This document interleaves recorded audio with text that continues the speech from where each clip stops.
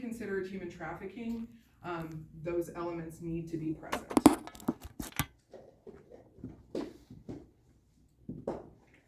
So there is a federal definition for trafficking, which is right here.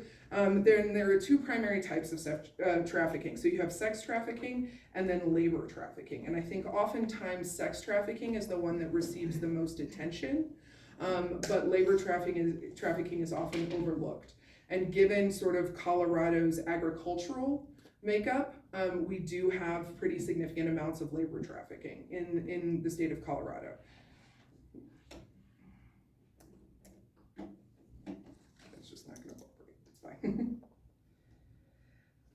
So there are a couple of other terms that you may hear. So involuntary servitude, basically you're forcing someone to do something in an effort to work off some sort of debt. Kind of similar to debt bondage, but the debt bondage may be the individual or somebody related to them. And then coercion, obviously threats of harm or manipulation or threats against somebody who is close to the individual, and then a commercial sex act. So when we talk about commercial sex acts, it's sort of a spectrum, because you do have individuals who voluntarily engage in commercial sex acts. And there's a whole conversation around that is very complicated in terms of, is there coercion if you have trauma? Does someone ever truly voluntarily sell their body? Like I said, huge controversy, not really the scope of what we're talking about, but there are people who may choose to engage in these free of what they view as coercion. And then the other side of that, you have your sex trafficking and kind of varying degrees in between.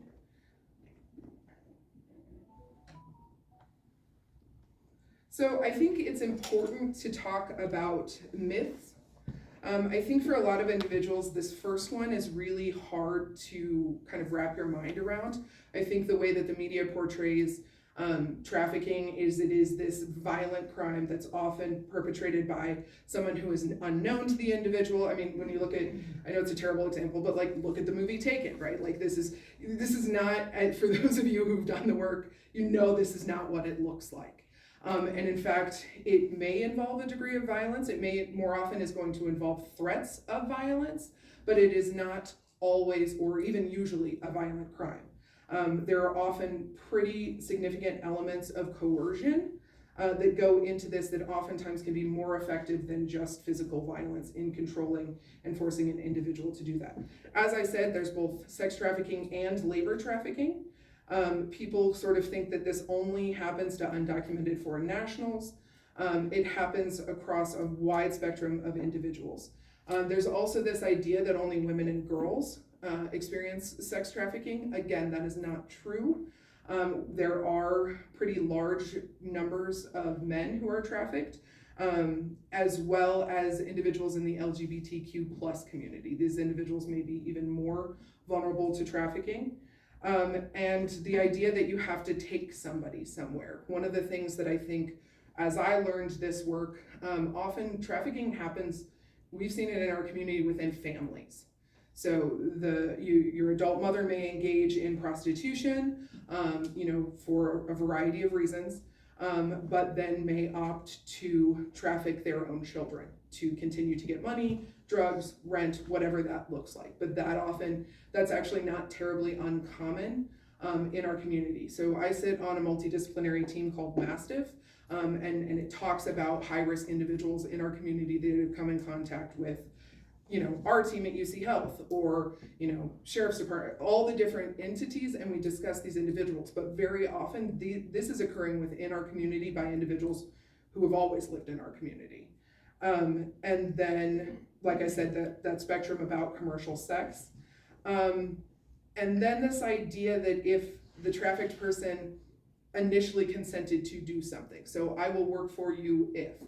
That's not consent. I think we all hopefully are starting to understand that consent is not the blanket consent. It's given once and therefore anything can then occur.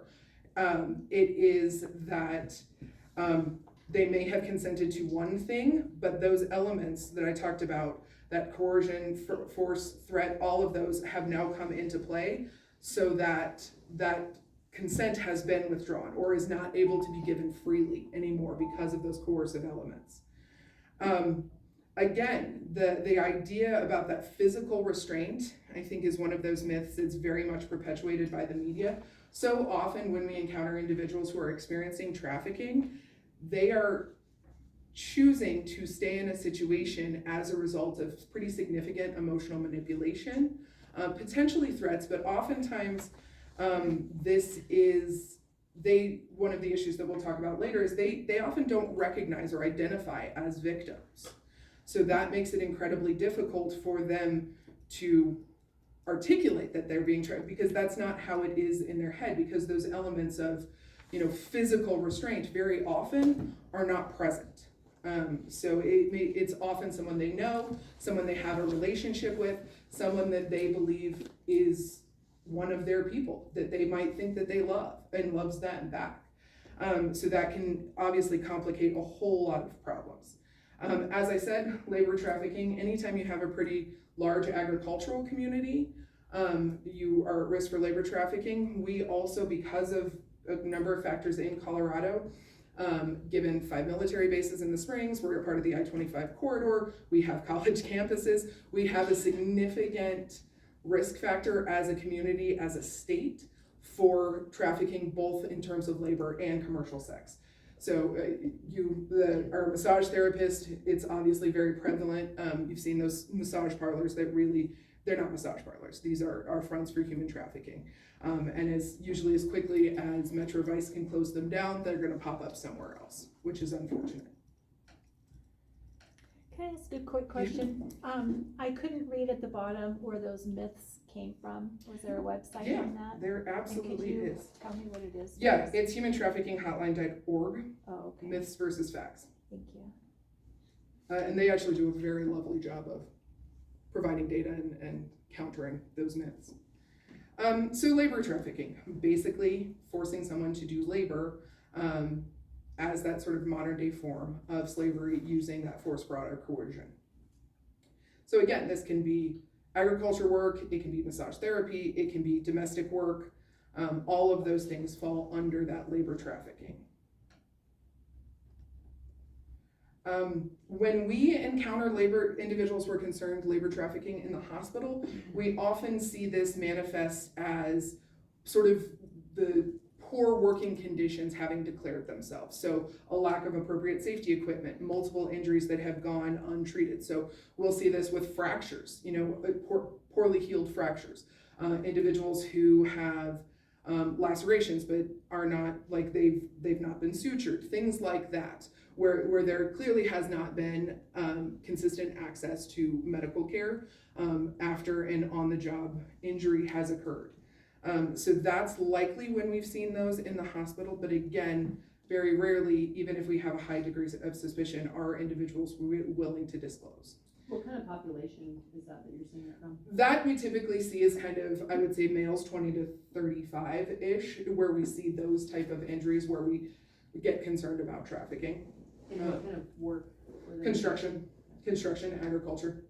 Yeah, we see it a fair amount, at least at Memorial Central, we see it with construction.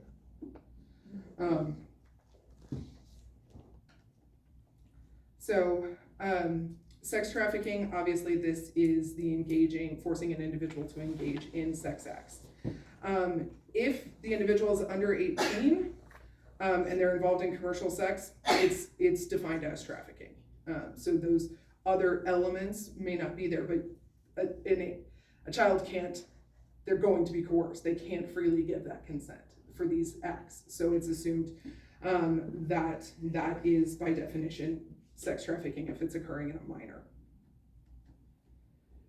So I think a lot of people have a lot of misconceptions about what these individuals look like or how they declare themselves. And I will tell you, one of our biggest problems in sort of the hospital setting is we struggle because there are individuals that we are interacting with that we are very sure something is happening. And no matter how much rapport we try to build, how much we try to make it a safe space, they will not disclose that. And so I think people want an easy answer. They want to just say, okay, we're screening, we're doing a screening, and that's going to catch these people. And then once they screen positive, hospitals love screening tools. I don't know, in your healthcare setting, right? Like, we're going to ask you about self-harm, we're going to ask you about safety, like, we love a screening tool. We're obsessed with them. In fact, I think we calculated if you walk into the emergency department at Memorial, you will answer 26 screening questions before you're really even in the main emergency department. Screening tools sometimes have value, sometimes do not. But what we've discovered is, especially with when we're dealing with children or adolescents, the application of a blanket screening tool to identify human trafficking is, we've never had a patient where we screened them and they led us to trafficking when we weren't already thinking it. So one of the good things about our team in particular is that we are so embedded in the emergency department. We've been at Memorial since 95. So the staff have gotten to a point where if we call it nursing spidey senses, if they're going off, they just call our team and we come in and we have the training, we do more detailed information gathering, we interact with these individuals, applying trauma-informed principles so that it is a little bit easier to kind of build that rapport and potentially increase the odds that they may disclose. But we also have a very functional relationship with our law enforcement partners so that we can say, hey, you know what, I'm actually pretty concerned about this, and get them involved.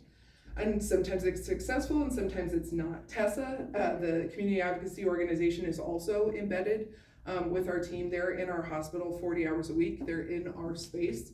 And they have special human trafficking advocates. So we can also try to make that connection. And as I said, oftentimes people are not going to disclose, but if you give them a safe space, it's not all that different sometimes from domestic violence in that they may need to present several times before they trust enough to say what's going on. So a huge part of what we do is making sure that they know that medical care is, when they come to see us, is our priority. We're not trying to force them to do anything that they're uncomfortable with. And again, that trust can build over time until these individuals eventually feel safe enough to disclose what's going on. I've got a question. Yes, ma'am. So do you, if you are suspicious of a situation, do you try to communicate with that person privately, like the trafficker would leave the room, or? Anytime that we, truthfully, regardless of the type of patient that we're dealing with, we prefer to speak to them alone. So we're going to separate, whether it's a child, whether it's an adult, whether it's, it could be someone who was sexually assaulted and brought their best friend in, which, that's their support person. We still need to have some part of that interaction alone for safety. So have you had any confessions of, yes, I'm being trafficked? Yeah, they're not as common as they should be, but yeah, we have. And the thing is, the good thing about being in a hospital, and this is, I don't mean this to sound sort of dishonest, but most people are a little bit intimidated in the hospital environment. So if we're trying to separate someone we think is dangerous, whether it's a trafficker, whether it's an abusive spouse, whether it's an abusive parent, we can take a patient to CAT scan. We can do these things where it's normal hospital stuff that people are expected and people are accustomed to not being able to go to as their visitor, and separating them. And have you ever had like emotional, reactions to that, like that's caused hostility? Like a trafficker they wouldn't want to be separated? Yep. You had that. Yep. And then what do? You call in law enforcement or something? No, because we don't know anything, right? And so it depends on what age of the individual are we dealing with, what is our suspicion, because if the individual, so say we're dealing with somebody who is it a trafficker versus an abusive spouse?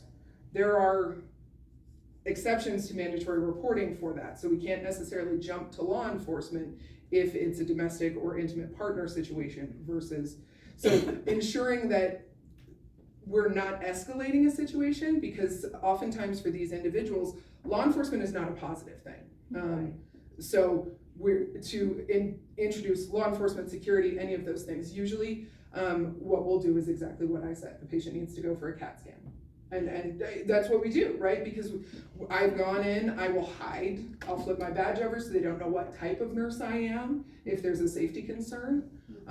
You know, I may actually just take my badge completely off, just so it doesn't say forensic nurse, because that has, and again, that's for any type of patient where there's a safety concern. Sounds like you're very stealthy.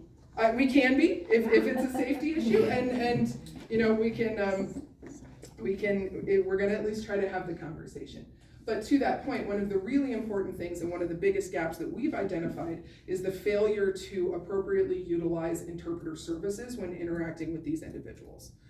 Because often, unfortunately, there's a lot of, I would say, bias out there. So we've been called a lot of times just because someone has a different culture and nobody bothered to use an interpreter to talk to these individuals. So making sure that when we're interacting with them, we're doing so in, again, that trauma-informed, but linguistically and developmentally appropriate ways.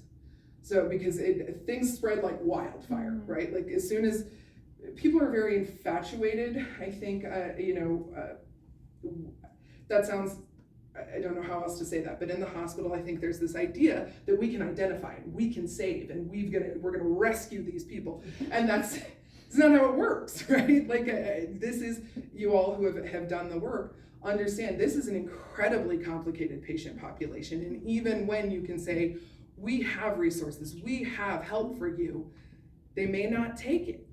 And so this expectation of this, you know, grand, which I think a lot of, unfortunately, a lot of medical people kind of think because they've got those myths and that sort of media portrayal. So obviously the first step for us is ensuring that we're having an honest, safe conversation. So when I talk about those trauma-informed elements, the primary element or the first element or principle of trauma-informed care is that the patient feels safe. So physiologically, physically, intellectually, emotionally safe. And so part of creating that safe space is to come in without an agenda, be there, be empathetic, be supportive, meet them where they are in the appropriate language, using appropriate communication styles, all of that. So ensuring that's the best way for us to begin to build a therapeutic relationship with our patients. It was a long answer to a That's great. So when we talk about traffickers, again, this is where those misconceptions, I think, can be very, very hurtful. The idea that these are strangers, that these are just sort of random men in vans is kind of like super pervasive. And the truth is, like, as I said before, this may be an individual's parent. We see a lot with adolescents where it is somebody that they love. It's a partner who starts them down a road, you know, so it may be a romantic, what starts as a romantic, but then can easily progress to something different where, you know, you and me against the world, I love you so much, but we can't make rent this month. So if you just sleep with this person, if you sleep with the landlord, we can get rent. You know, so the idea that these are very often, you know, manipulations, right? So those kind of, those stories, those romantic love stories, those stories, and this is not disparaging it, but kind of those stories about the American dream. Like if you just do this, you're gonna be rich and you're gonna, you know, we're gonna give you a great job. And as soon as you know, so those kind of pie in the sky dreams can be used to manipulate vulnerable individuals. And especially like when I talk about the romantic piece, oftentimes traffickers are smart enough to target vulnerable individuals. So individuals who come from houses with substance abuse or neglect or all of those things. So this may, in those individuals, especially our adolescents because they're so vulnerable, this may be the first time that somebody's ever said, I love you. So when you think about that, like Maslow's hierarchy of needs, sorry, nurses love that. When I say that, who's familiar and who's like, what is she talking about, right? Like, so go back to that pyramid, right? So it's basically like the bottom of the pyramid is physical safety. So do you have shelter? Do you have food? Do you have water? Do you have the things, basic necessities you need to live? Okay, if you've got those met, then there's a little bit higher. Do you have psychological safety? And then above that, you get into kind of emotional stuff and are you there? And then like it's this pyramid that goes up to self-actualization. So when you have a group of individuals who there's a question mark about the most basic human needs and their ability to meet them, and then someone comes along and says, I can meet them, that makes them incredibly vulnerable. So obviously the things that contribute to those vulnerabilities in potential patients are, if we're talking about communities that are unstable, poor job environments, a lack of education, because then you don't necessarily have a marketable skill set outside of your body. So being able to offer additional things. So you all talked about intervention and resources and things for survivors, because it's not just getting them out of that situation, it's being able to offer them a credible alternative. So how do they build those skills so that they can survive on their own and don't have to engage in these things to survive?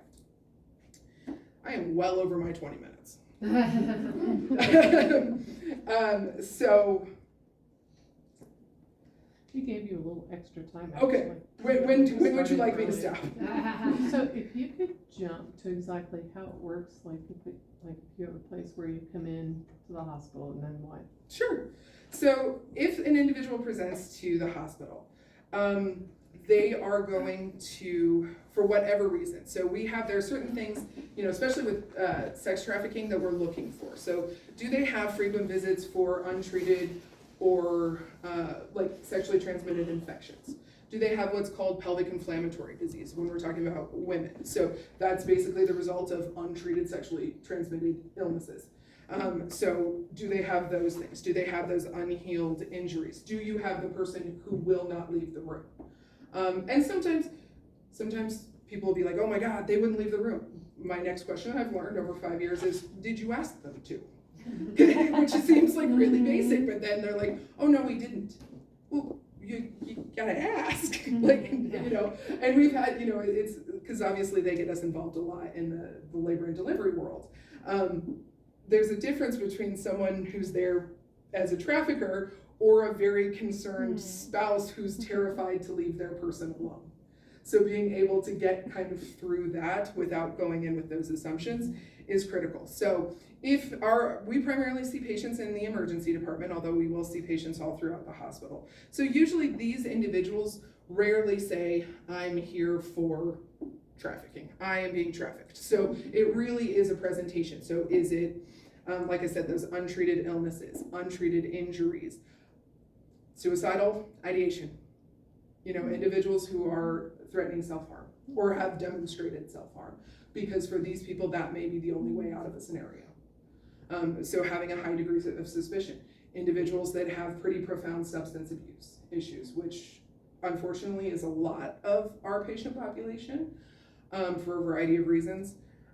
But again, they may come to us, and usually it is, I have had patients who, oddly enough, one that sticks with me, they were brought in by their trafficker because they were sexually assaulted by there was no money exchange. The trafficker didn't benefit financially, and therefore the patient was allowed to get medical care as it related to the sexual assault. And I was like, I'm sorry, what? Okay, well, at least we're in, right? So it's very bizarre. So that in that situation, we're able, or we actually have a mechanism to flag high risk, especially with our teenage population. So we actually, again, out of that MDT Mastiff, we flag patients. So if it's an adolescent, we're like, ooh, I've got some serious concerns. We can flag them in our EMR system, our medical system. So anytime that comes up, our team is going to go talk to that patient, regardless of whether or not someone calls us. So we're looking for better ways. I think Children's is exploring the idea of a screening tool. We have an internal screening tool that we use. I'll be honest with you, that screening tool has never pinpointed trafficking where, as I said, we didn't already think it's there. So part of what we do when we meet with a patient as the forensic nurses to provide that comprehensive care is doing a very, very deep dive into their life, their world. We don't just, it's not just about collecting evidence. It really is about what are their risk factors? What are their resources? If they're a teenager, are they going to school? We have, COVID sort of, people, whatever. But at some point, you've got a 15-year-old who hasn't been to school in a month. That's a problem. Are they couch surfing? What are these, what are these things that are occurring? Is there a lot of DHS involvement with the family? That's another red flag. So we're, kind of trying to pinpoint those individuals within our community where we are concerned, and then offering them help and services. Again, not with we don't want, our goal is to empower them and make them feel safe, not necessarily that kind of rescue scenario. So that's a big part of what we do. As I said, the individuals who actually disclose are pretty few and far between. And even, on that multidisciplinary team, it's a source of frustration for all of the people who sit on it, because we know it's happening, and they'll even, these people are trying to get them out of the life, and at times that means they get put in Zed Pike, and that nobody wants to put a child in Zed Pike, but there have been children that's the only way we can get them safe, and safe is a relative term when you're talking about Zebulon Pike. But is that an option? Like, but that doesn't do a whole lot to build rapport and trust in these children. And then as well, we ask a lot of adolescents about their internet usage. Are they using computers? Are they doing so supervised, unsupervised? How often? Where is the computer in the house? Those kind of questions have really started to become very important, not only for the potential of identifying, if they're being targeted by traffickers to try to get them out, as well as a new phenomenon that's not really on this topic, but it's called sextortion. Mm-hmm. So some of you may have heard. I have a question. So I know you can't, how do you collect data? And I know you can't, because of HIPAA, you can't reveal a lot of things, but is there like when we want to know what's happening in our community, what the trends are, like pelvic inflammatory disease, untreated STDs, or schools, are these kids coming out of a school, are they being recruited? How do we track the data obviously you enter everything in a computer. Is there a clearinghouse for resources so that we, who are in the community that network and provides resources, can access data to see what's going on and to use it to fill the gaps? It's kind of a complicated answer, because I would say, we keep internal data. We know how many patients that we've seen where we screen them for trafficking, we have confirmed that they are being trafficked, but that's internal. That only speaks for UCHealth.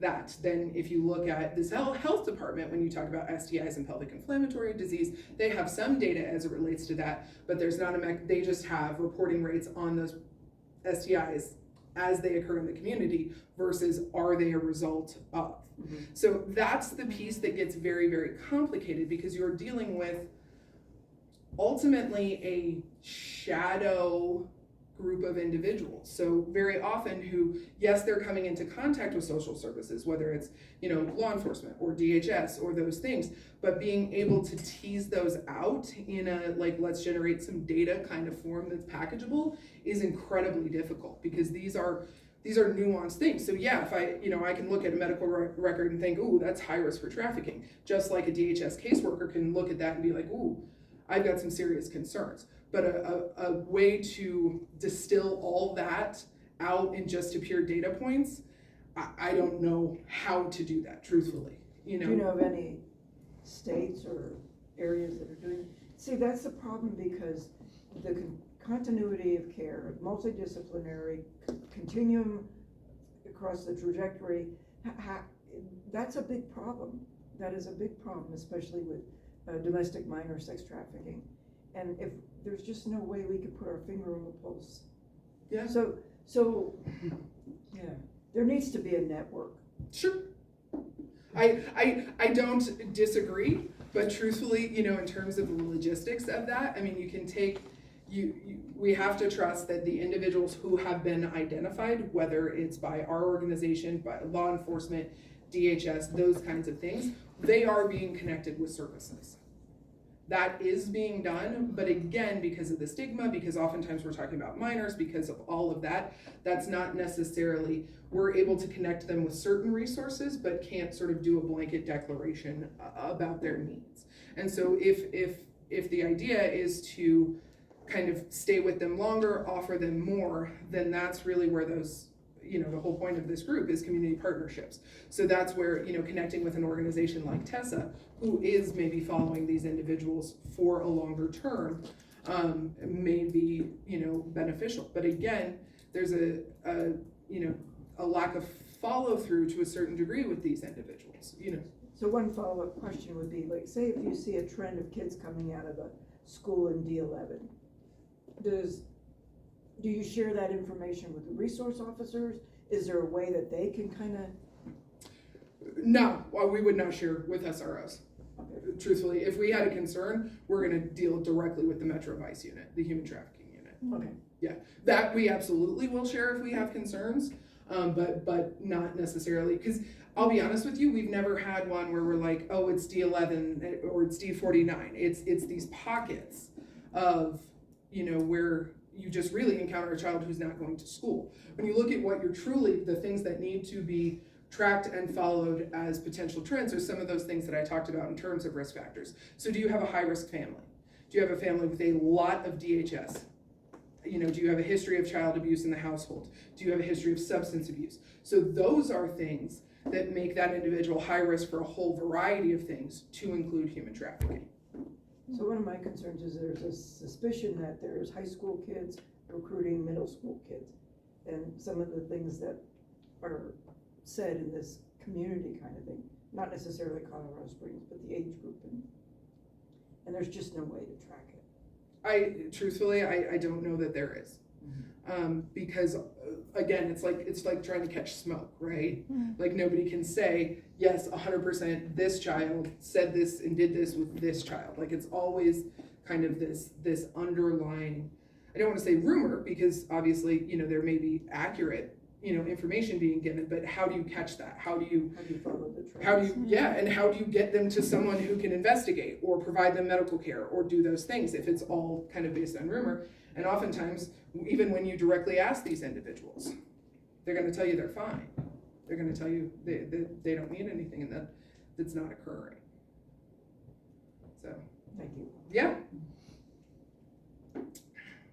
Anything else? Any other questions?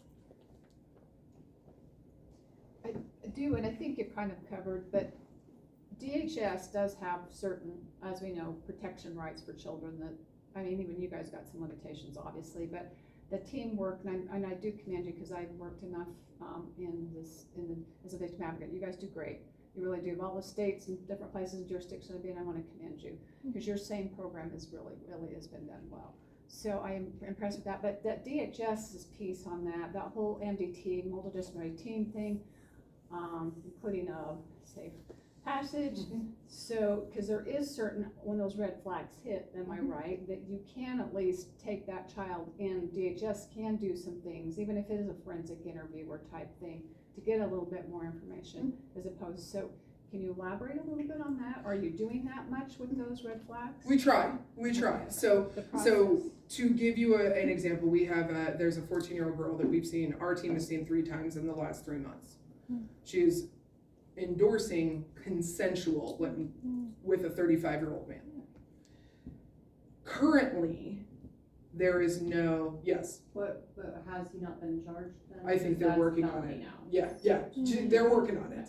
But the problem is there are a variety of problems with this, but yes, they are very much trying to. But when she's 14, that's always a felony. Yeah, it is. It's That's the thing. he's not. They have not taken him into custody, last I heard, because there's like jurisdictional stuff going on. Everybody's aware of it. They're looking for him, but the plan is very much.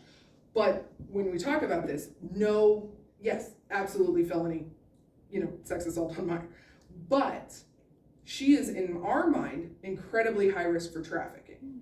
She keeps sneaking out. She keeps leaving her mom's house, leaving her dad's house, meeting people online, engaging in these acts.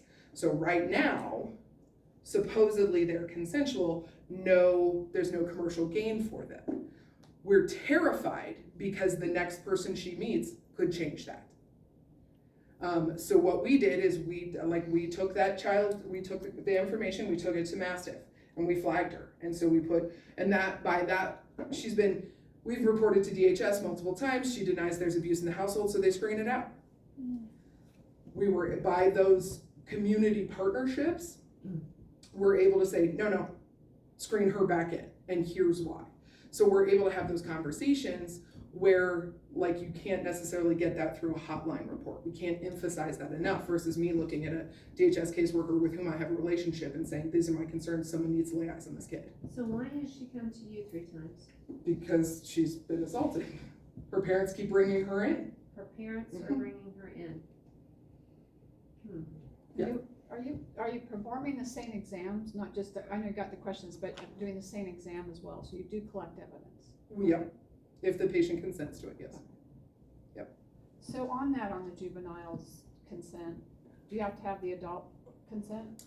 So in the state of Colorado, you don't. So in the state of Colorado, there is not a minimum age for consent for reproductive services. So as long as the patient is able to provide informed consent, or if they're like a little, then we'll use what we call assent and then get the parents' permission. But if they're like 12, 13, 14, no, we don't need the parents' consent. What, was that recent? Because I had a case that we just tried where he was 12 and they had to get a court order to get a SANE exam for him because his mother would not sign off on it. That was up in Teller, so I don't know. That's Teller. Okay. So, Yeah, that was, Teller's a beautiful place to live. It's a I actually strange. think it was part of the RIA law, because that law states that minors can get reproductive care without parental consent. when did that get It's been a hot minute.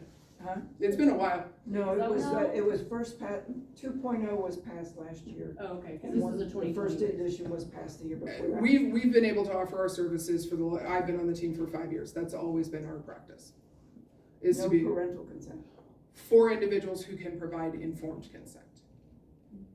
So there's no minimum age that says the patient's under 12, therefore you must have parental consent. If we have a 12-year-old who can't provide informed consent, then yes, we are going to pursue parental consent, but it is a clinical judgment call. A 12-year-old, a 13-year-old. That's something perverted. That is absolutely. Yeah. No, consent to a physical examination, not to be sexually assaulted. No. Yeah, they can consent to our services. Okay. Yeah. Basically, we want we can't tell someone they're in control of their own body and then not let them be in control of their own body is really what it comes down to. So being able to engage with those services is something that we think is a high priority for our patient population. Thank you. Yeah, absolutely. All right. When you're doing the human trafficking screening tool, are you just asking the questions, or are you like, okay, now I'm gonna ask you human trafficking questions? We don't declare it quite that way. Like, please allow me to screen you. No, we do ask the questions because it is based off a validated tool. So but usually we've already explored, like, how do you make your money? When was the last time you were in school? Like, so again, that those screening tools, in my experience, are kind of blunt instruments. So we've already gathered a significant amount of information just in sort of building that rapport conversation with the patient in that normal information gathering we do, and then you sort of put a bow on it and say, hey, listen, does anyone control your ID? Does anyone dictate what you eat? Those kind of things. So, but usually it's not that abrupt. Like we work very hard to obviously make it a very organic kind of conversation with these individuals, especially if we do think there's something going on, because they are pretty high risk to shut down and then, if they think kind of we're headed in that direction. Now, obviously transparency is huge with our patient population, but we want to get as much information as we can, build that rapport, do all those things so that if we have to tell them something they're not going to be happy about, such as I've got to call DHS and law enforcement, that hopefully they don't leave.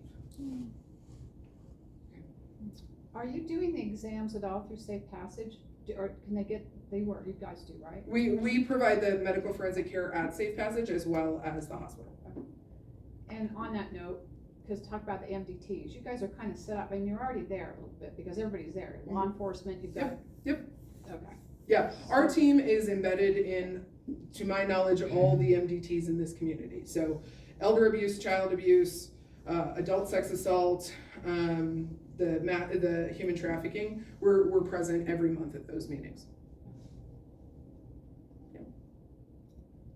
All right. Oh.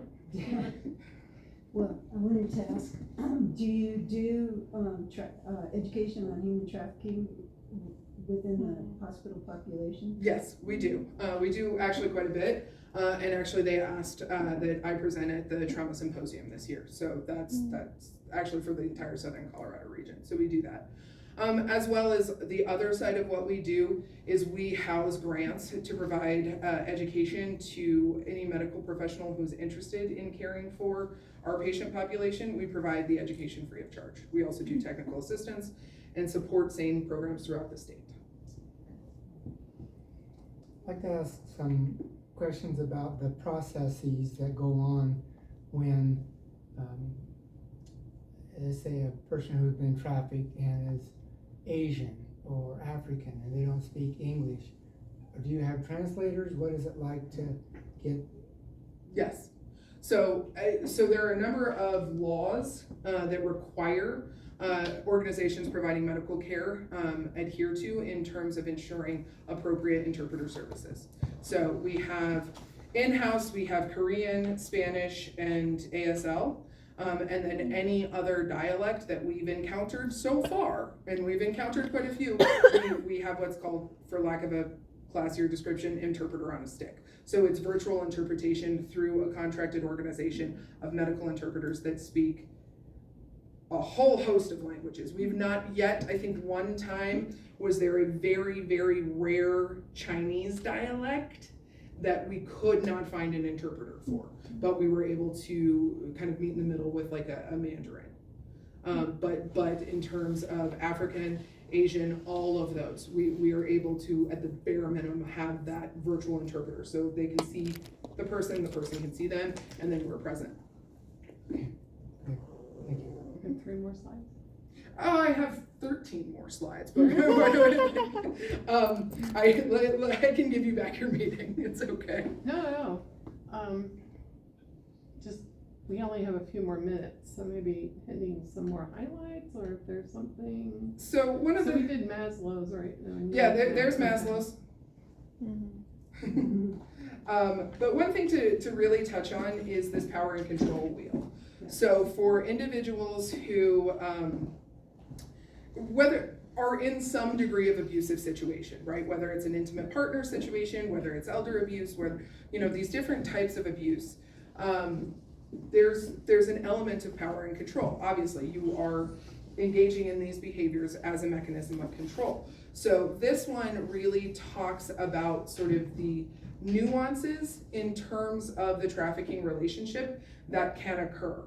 And sort of how those things may manifest themselves. And all of that goes into, ensuring that an individual has control over another individual. So this power and control wheel, like I said, there's a different one for, intimate partner violence, all of that. But this really helps kind of quantify some of those non-obvious behaviors that lead to one individual having control over another. Thank you very much.